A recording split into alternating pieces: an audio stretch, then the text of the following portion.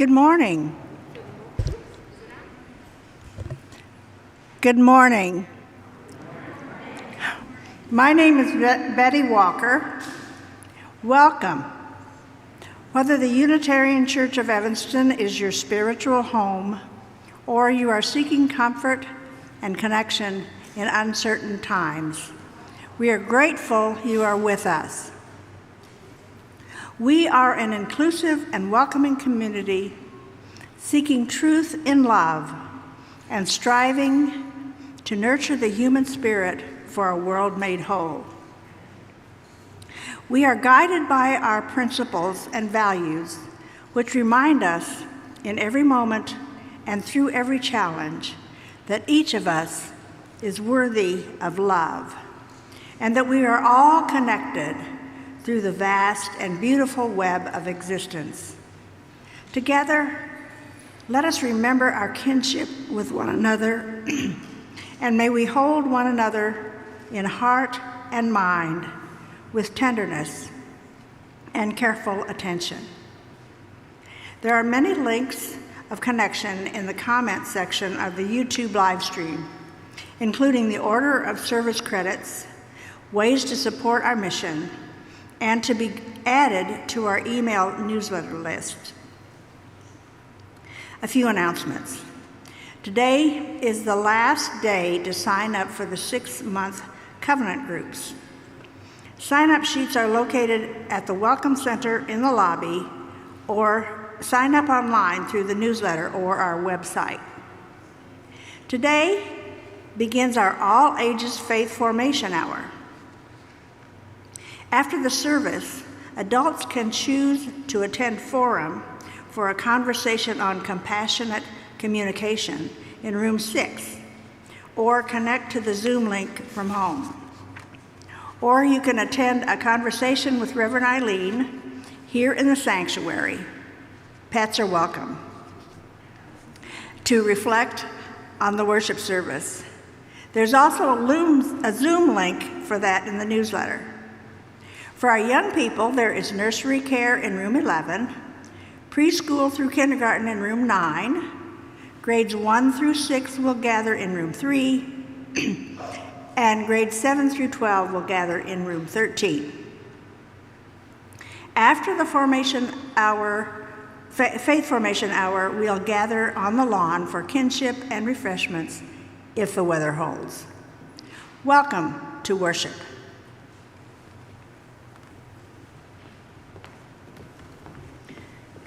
Good morning. Our opening reading today is When Your Best Friend Has 4 or So Legs by Teresa I. Soto, Senior Minister of First Unitarian Church of Oakland, California, and the author of Spilling the Light, Meditations on Hope and Resilience. What it means to have a pet is to love someone who speaks a language you do not. A dog will bow and prance, a cat will purr and blink, a guinea pig will giggle and squeak. A long time ago, a friend of mine had a dog with soft ears and considered herself the pup's guardian, a gentle way to think of protecting and caring for a friend, such a small gesture of respect for a source of boundless love. The dog's long pink tongue lolling in a goofy grin, the cat convinced that kneading and grooming are crucial to this day. A bird asking for a treat, bending a wing to wave. These are friends. They are loves. It's kind of a surprise that you should love someone so much who would eat the butter on the table if they could get away with it, and gets endless hair on the sofa when they aren't even supposed to be on the furniture. When they are called companion animals, it's such an open, tender truth. The endless cuddles and tricks and loyalty, the comfort of fingers to fur and big, adoring eyes. These are friends. They are loves. They stretch our hearts and fill them with their abundance of kindness. When they are gone, our hearts remain larger, though their absence leaves room for expanses of grief. Their love champions and companions us still.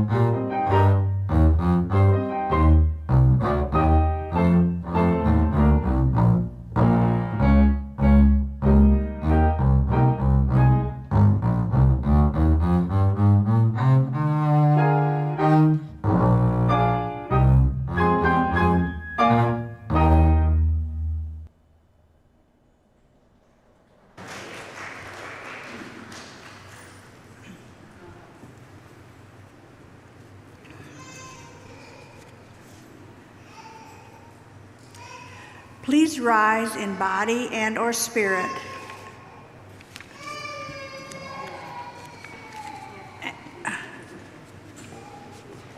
Something is missing, right?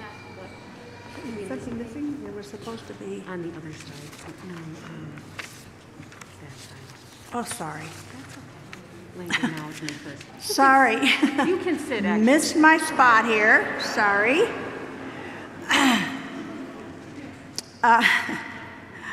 The Unitarian Church of Evanston sits on stolen lands.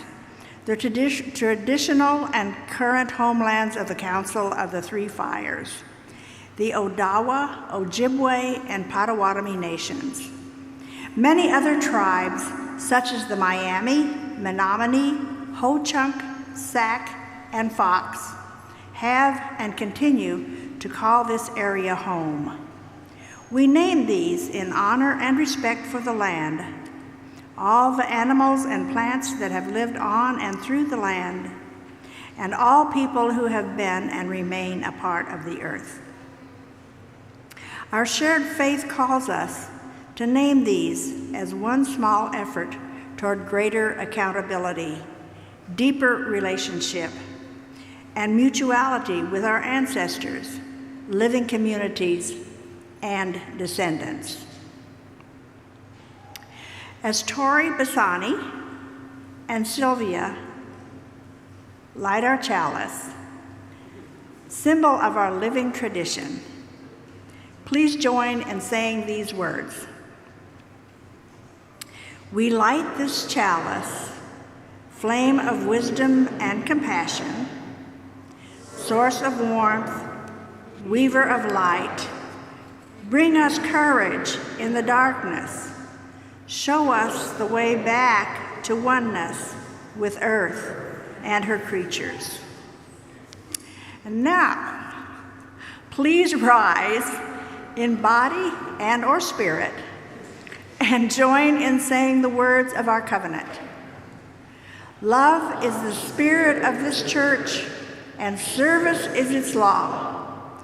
This is our great covenant, to dwell together in peace, to seek the truth in love, and to help one another.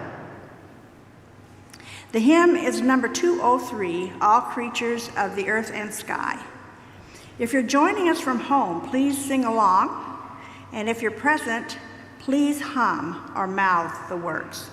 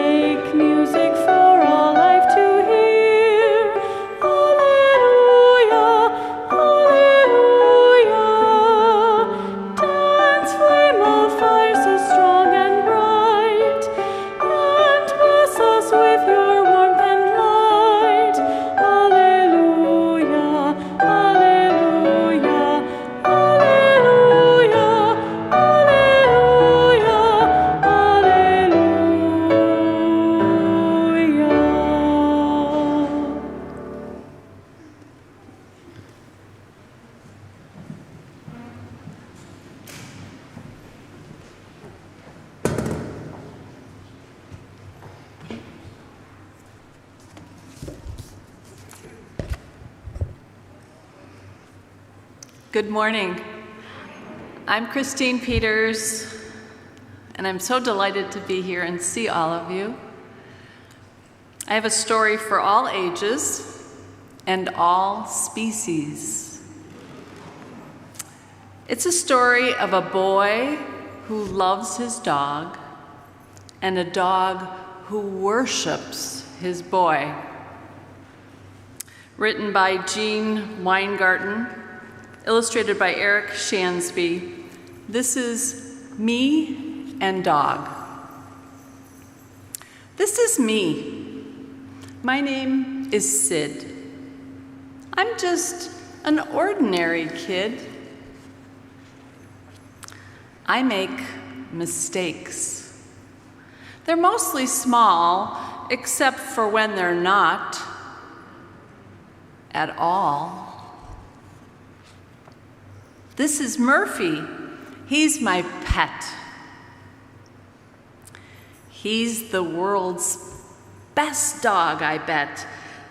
But just between us, me and you, Murphy's ordinary too. Murphy's pretty smart, but he thinks a bit too much of me. To him, I'm not a short grade schooler. I'm supreme, almighty ruler.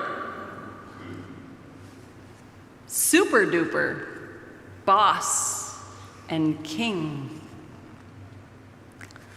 Of absolutely everything. So yesterday, while getting mail, oops, I stepped on Murphy's tail. He yelped, then blinked his big brown eyes and started to apologize. Murphy thinks when things go bad, he must have somehow made me mad. Happy things get understood as his reward for being good. It isn't true.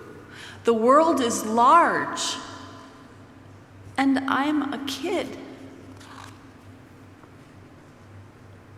I'm not in charge.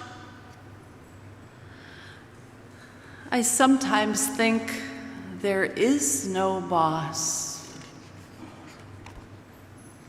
That things just happen just because. Murphy, though, does not agree. He sits around and worships me.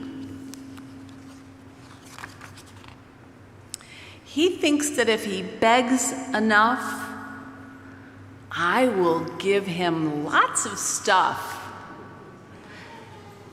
Bits of beef and chunks of cheese, things to chase and things to squeeze, things to honk and things to shove, and things that only dogs could love.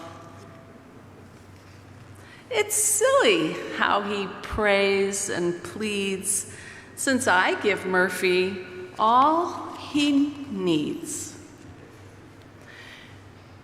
Because he doesn't want me mad, Murphy tries to not be bad.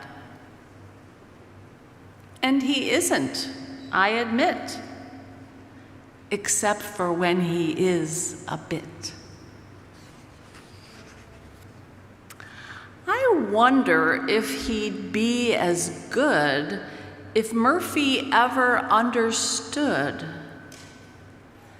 that I am not the Lord and King of absolutely everything. I wonder if he might be fearful, or less friendly, or less cheerful, if he knew I'm not the whiz, and maybe even no one is. So let's not tell him I'm just Sid, a very ordinary kid. It seems to work out perfectly, 'cause I love him, and he loves me.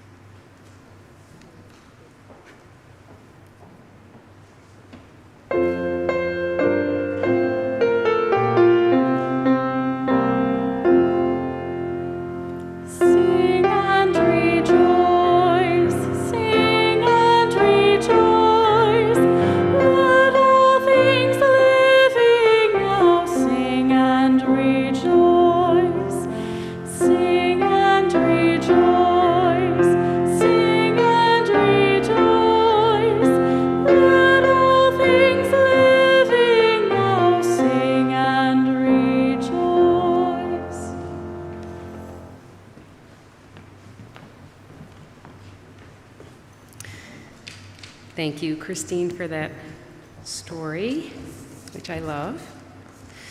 And thank you, Kylie. Corey, I just want to introduce you to the congregation. I think this is your first time singing with us as our hymn leader, so it's wonderful to have you. Thank you.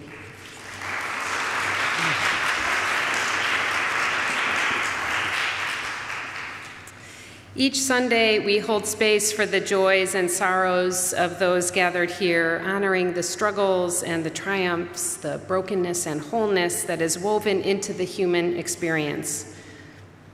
If you have a joy or a sorrow you would like spoken aloud, you can write it in the Joys and Sorrows book, which is at the back by the sanctuary doors, or you can submit it through our Google form on our website, or you can enter it into the live stream chat. These are the joys and sorrows that have been shared today. Our thoughts and prayers are with Maria Edelman and her family after the death of her mother on Wednesday, September 22nd.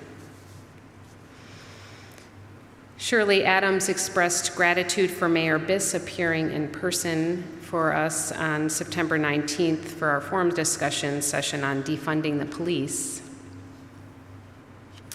From Jordan Strieber, they write, I am filled with joy to be home following a week-long hospital stay to address complications from the surgery they had on September 10th.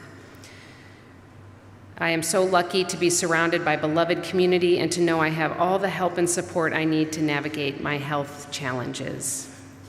Grateful for that. Diane, I have one other one that was added. A joy from Les Butler. I am so grateful for all the support, cards, phone calls, prayers, healing energy, and visits I received from UCE, my UCE family as I continue to recover from foot surgery. Thank you for all the connection with loving people. I appreciate each one of you and the patience of Laura Loschutz, who has spent over the last 240 hours that Les has been consistently in the recliner. Can't wait to return in person. Love to you all. Diane Markle writes, the new member team did a lovely action last Sunday, giving us new members a handmade chalice, a welcome UU booklet, and a handy-dandy notebook and pen. Thank you, Maggie, Meredith, Marilyn, Judy, and Reverend Susan. And from Jean Durkin, please surround my friend Sylvia B. Stallings and her dear companion Jeffrey with healing thoughts as they battle with COVID-19. Both are fully vaccinated, yet this virus is mighty. And I forgot to bring my phone up with me, but if you have joys and sorrows that you've entered into the chat, I encourage you all at home to look through those and hold those together in that space. This sacred space for our tender offerings is part of the practice of beloved community. Together we expand our celebrations and lessen the burden of our grief.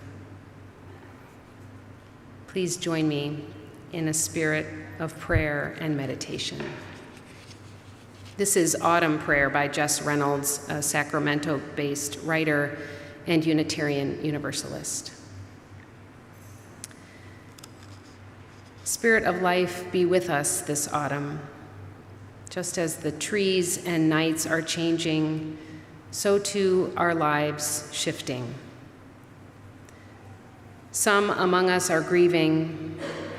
We grieve for loved ones and for parts of our own hearts that do not fit us any longer. We mourn the green leaves and the summer birds, and we mourn the dreams we had that are dying. Spirit of life, do not let us be empty this autumn. Remind us of the life that will flourish come spring, and help us to hold space for the loss that comes first. We cannot resurrect ourselves without letting something in ourselves die. May we gently guard those tender, empty places, and may all the great love of the universe press against our raw edges and our sorrow. Spirit of life, hold us in this season of dying. Hold us in the chill October wind, and among the branches scraped clean and in the swirling center of migration. May we close our shutters but not our hearts, and may we gather by the hearth in communion, that we might manage to fill one another with the warmth to make it through the winter. Blessed be.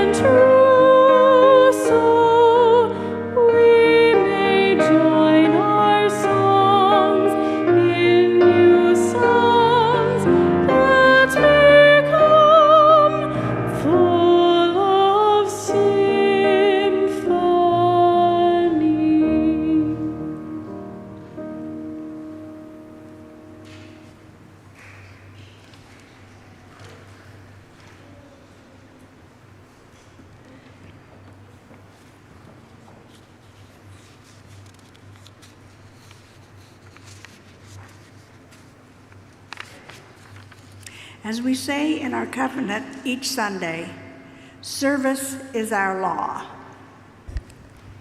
UCE is called by our mission, values, and principles to contribute to our community, to form accountable partnerships, and to express gratitude through giving. Today's offering will be shared with the Evanston North Shore NAACP.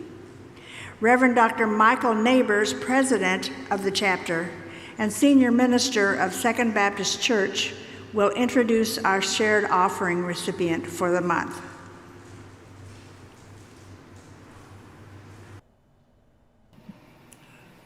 On behalf of the Evanston North Shore NAACP, it gives me delight to be able to share a few words with you about our organization. We were founded in November of 1918, just 9 years after the founding of the organization at a national level at Niagara Falls. We're happy to say that from decade to decade in Evanston and the North Shore, we have been a primary advocate for social justice and for civil rights in our community. For those people who believe that they have been discriminated against for any number of issues, but especially with regard to racism, we have attempted to serve as a mediator, as an important advocate for those individuals. We are excited that our organization is growing by leaps and bounds in recent years, and we're happy to say that our membership is now at just about 500. We continue to respond to those calls of persons that are struggling with discrimination, but at the same time, we have decided to be proactive in addressing some of the social issues in our community. We have press conferences. We continue to be an advocate for any kind of discrimination that we believe is occurring against individuals and organizations in our community. We've been especially supportive, of course, of District 65. We've also been supportive of a number of different community organizations like the Asian American Coalition of Evanston, and also the LGBTQ community, and also members of the Muslim community. We hope that this brief message will encourage you to join our branch if you have not joined. Please visit us at www.evanstonnacp.org, and you will find more information and ways that you can join us. Thank you very much. And this is Michael Neighbors, president of the Evanston North Shore NAACP.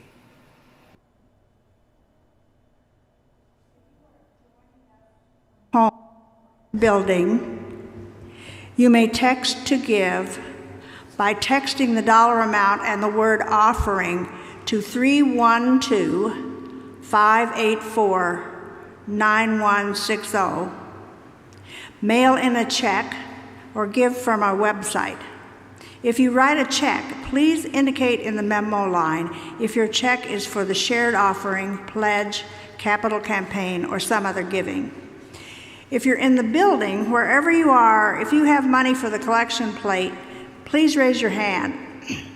An usher will walk by with a collection bowl or box. The ushers have pens and envelopes if you would like to identify your cash with your pledge or other giving. There are also envelopes by the Joys and Sorrows table for your use in the future. Please give as generously as you are able, and may what you give bring you joy.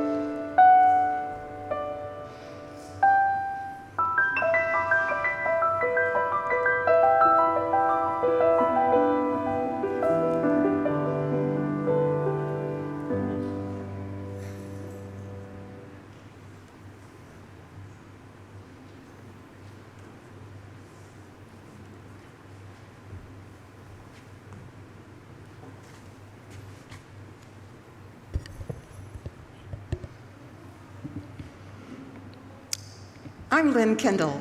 I'm here to tell you a true story. It's a story about the first scruffy dog, the first in a line of scruffy dogs that I ever had. A little dog named Mac. I got him from the Austin, Texas dog pound when I was a sophomore attending the university there. I could tell you so many stories about this little dog, how he knew how to take elevators, how he somehow had a sense of what day of the week it was, how perhaps he could even tell time. But the story today is a more unusual one. At the time, my then husband Gary and I lived in a little house on a dead-end street off of the campus of the University of Texas. Of course, with Mac. Down the street from us was a family that we thought of as kind of volatile because on several occasions the police had been called to settle their fights. But we really had no contact with them because we were students. We pretty much kept to ourselves. One day, they came to our door very angry and upset because their little miniature poodle had gotten into a scrap with another dog and suffered a broken leg. We insisted that Mac had been with us and could not have been the dog that got into the fight with theirs. The next day, we went to campus as usual. Mac was with us, but when we got back home in the afternoon, mid-afternoon, he was nowhere to be found. We weren't particularly worried about that because one of two things would happen. He'd either show up at home or we'd have to go bail him out of the dog pound. So then, a little later in the evening, around supper time, we got a phone call from Tom, my husband's friend and graduate advisor, saying, "What kind of joke is this? Mac is at our front door." Let me explain. So to get from our house to where Mac just showed up, you'd have to go across campus, a considerable campus, through downtown Austin, across the Colorado River, beyond the dam, and into what's called like the hill country west of Austin, which is all hilly and full of scrub oaks, where there were little clusters of apartment buildings. Mac had been to their place once. They brought him back into town. His collar was missing. I remember sitting around our living room looking at him saying, how could this have happened? Now this is conjecture, but we think that that upset family picked him up and took him for a ride and dumped him. That's the only thing that made sense. And he somehow, we were lucky enough that they dropped him off close enough to that apartment that he could navigate his way there. I don't know if that's true, but what I can tell you is that I wish I could have seen the looks on their faces of the family when he was on our front steps the next morning. To this day, that's been a mystery. Thank you.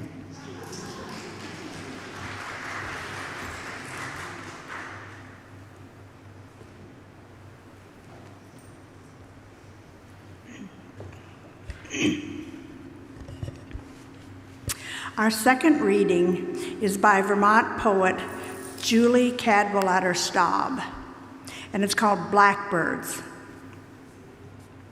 I am 52 years old and have spent truly the better part of my life out of doors.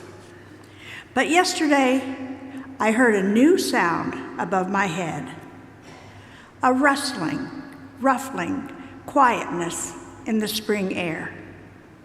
And when I turned my face upward, I saw a flock of blackbirds rounding a curve I didn't know was there.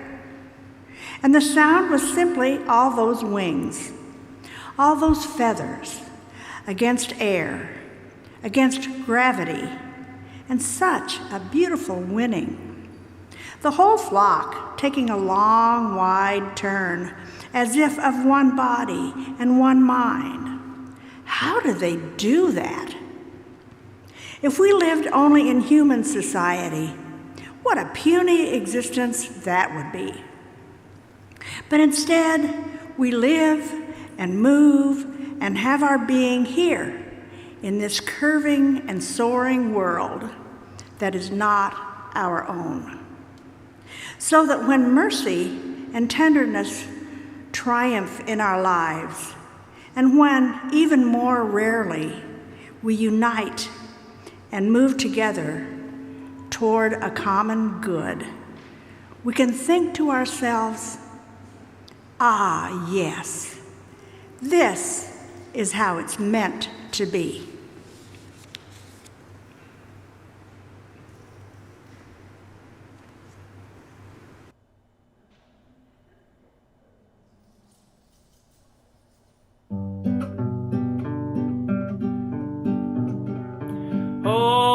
God's critters got a place in the choir. Some sing low and some sing higher. Some sing out loud on the telephone wire, and some just clap their hands or pause or anything they got now. Listen to the bass, it's the one on the bottom where the bullfrog croaks and the hippopotamus moans and groans with a big to-do, and the old cow just goes moo.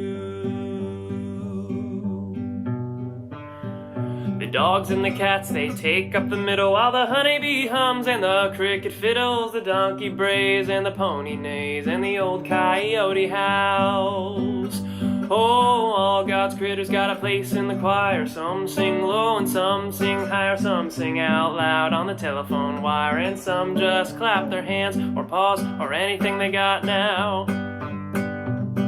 Oh, listen to the top where the little birds sing and the melodies with the high notes ringing, and the hoot owl howls over everything, and the jaybird disagrees. Singing in the nighttime, singing in the day, the little duck quacks and he's on his way. The possum, he ain't got much to say, and the porcupine talks to himself. Oh, all God's critters got a place in the choir, and some sing low and some sing higher. Some sing out loud on the telephone wire, and some just clap their hands or pause or anything they got now.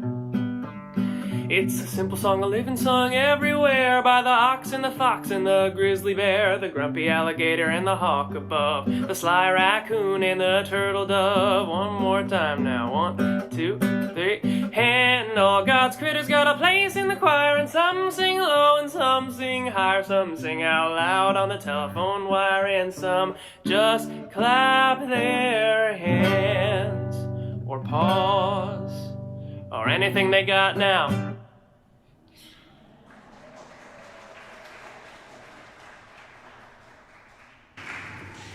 So worth sharing that one again.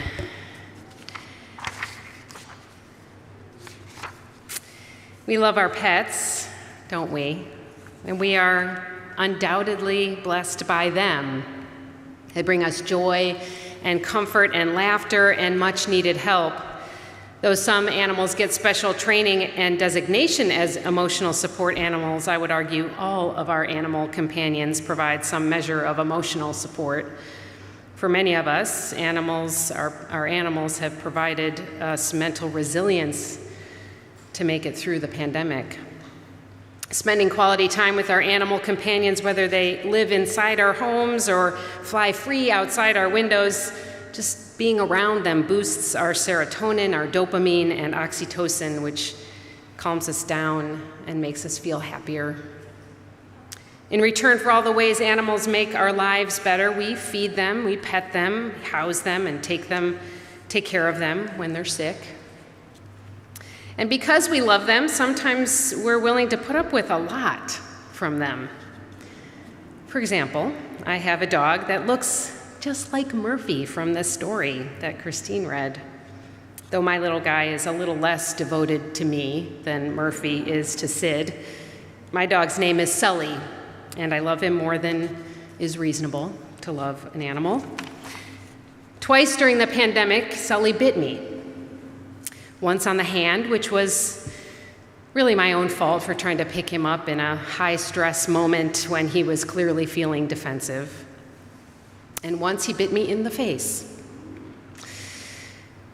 when I was trying to give him a kiss. Yeah. It was hard to feel affection towards him for a while after that.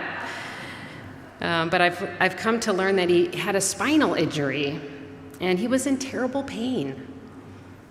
He's better now. He had successful surgery, which he's healed from, and he's much less grumpy most days.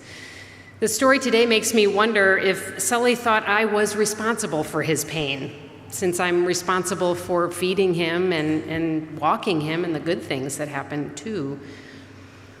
Nursing him through that post-operative recovery was incredibly stressful, but I did it. I actually never thought I'd be that kind of person that would see a dog through so many challenges, but the heart loves what the heart loves. I also have a friend whose cat peed right on her while she was napping. Right on her. Not on the furniture, right on her. He also got out once and hid in a neighbor's house for an entire week. My friend says he is a high-risk, high-reward cat. One good afternoon snuggle can erase all the downsides of being his owner. The human-non-human animal relationship is reciprocal, if not mutual. Humans have cultivated and bred animals to be our pets, our companions, our food, our clothing, product testers, even to serve us as detectives. We try to return the favor for all they bring to us by caring for them and loving them, but our relationship with animals is still very much centered around our human needs. It feels good to rescue an animal from a shelter, to give it love and a safe home, but overall, we're still getting much more than we give when it comes to our non-human siblings. In Braiding Sweetgrass, Robin Wall Kimmerer, writer, scientist, and enrolled member in the Citizen Potawatomi Nation, writes about the honorable harvest. Though she writes mostly about our relationship with plants, she does write also about the whole natural world and our place in it. While writing her book, she gets to know a fur trapper of the Métis Nation who learned the trade from his Indian grandfather. He traps martens, these cute and soft mammals, kind of like a ferret or a weasel, traps them for their fur. Kimmerer finds this hard to understand until she talks with this man about his relationship with animals, the animals that he traps, and with the wider world. He understands the reciprocity of all relationships. He feeds the mother martens well, not because he feels guilty trapping them, but because they take care of him and he returns the favor mindfully and with honor. Kimmerer writes, "A harvest is made honorable by what you give in return for what you take. There is no escaping the fact that the trapper's care will result in more martens on his trap line. There is no escaping the fact that they will also be killed. Feeding Mama Martin is not altruism, it is deep respect for the way the world works, for the connections between us of life flowing into life. The more he gives, the more he can take, and he goes the extra mile to give more than he takes." End quote. We bless the animals today in honor of St. Francis of Assisi, 12th century Catholic patron saint, whose feast day is tomorrow. He's the patron saint of animals and the environment. In our blessing, let us be mindful of the reciprocity such a blessing requires. As Unitarian Universalists, when we bless the animals, we aren't making them holy as if they weren't already, or as if I had the power to do that. What we are doing together in this ritual is expressing our gratitude and affirming our kinship with all creatures of the earth and sky. We are thanking them for all they give to us, and we are pledging ourselves anew to be honorable siblings, striving in our unavoidable dependence on animals to give more than we take, knowing that may not even be possible. When we bless the animals, we are honoring our interrelationship, recognizing the beauty and dignity held within each living being, and calling ourselves back to the higher good of mutuality and interdependence reflected purely in our animal kin. Unitarian Universalist minister Gary Kowalski wrote this as part of his animal blessing: "You are all my relations, my relatives, without whom I would not live. We are in the circle of life together, coexisting, codependent, co-creating our destiny, one not more than the other, one nation evolving from the other, and yet each dependent upon the one above and the one below, all of us a part of the great mystery. Thank you for this life." End quote. We move now into our blessing of the animals, holding in our hearts this sense of gratitude and profound interconnection with all beings. May we continue to bless and be blessed by our relationships to all creatures of the earth and water and sky, and may we strive to make our relationships honorable. Typically, I would call you forward with your pets, but today, Betty and I will come to you. So if you'd like us to bless your animal, just raise your hand, and we'll dip our hands, our fingers in a little bit of water, which represents the abundance and beauty and healing of life, and we will offer our blessing to your pet. And as we do, please enjoy the slideshow made up of so many pictures that many of you sent, which brought me great joy this week to put together.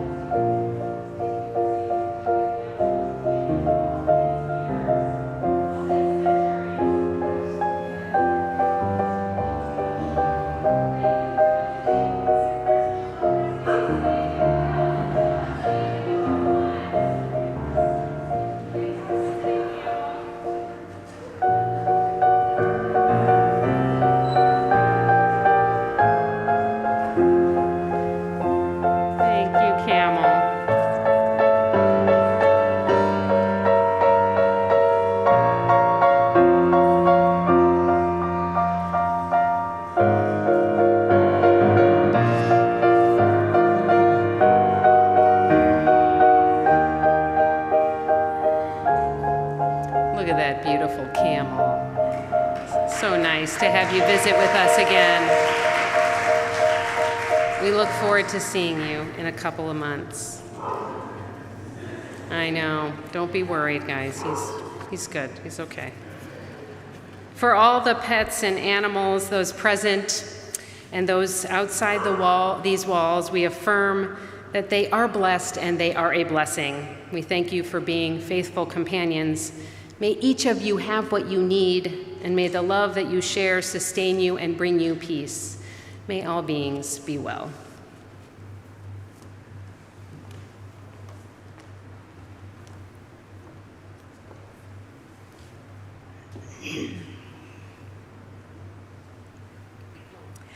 As Tori and Sylvia extinguish the chalice, please join in saying these words.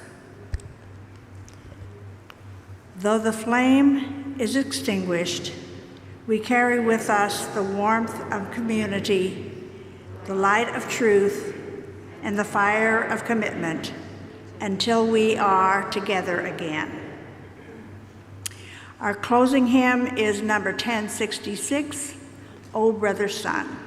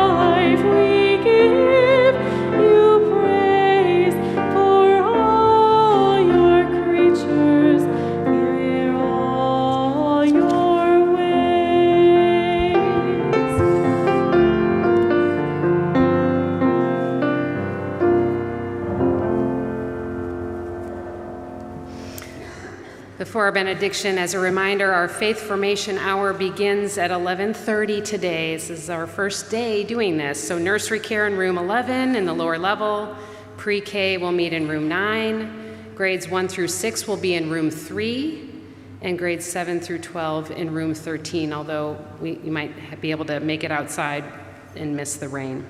Forum meets in room 6 in the lower level, and those who would like to join me for a conversation about our service can join me here in the sanctuary. And for those at home, there are links to both Forum and this conversation in the newsletter.